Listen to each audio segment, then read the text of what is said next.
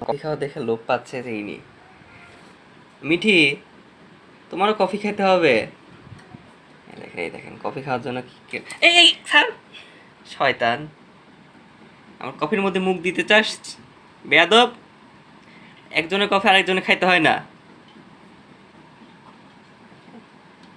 Coffee খাইতে চাচ্ছে। এই, তোমার তো সবই খাইতে মন চায়, খালি খাওয়ার জিনিস বাদে। এই বেয়াদব,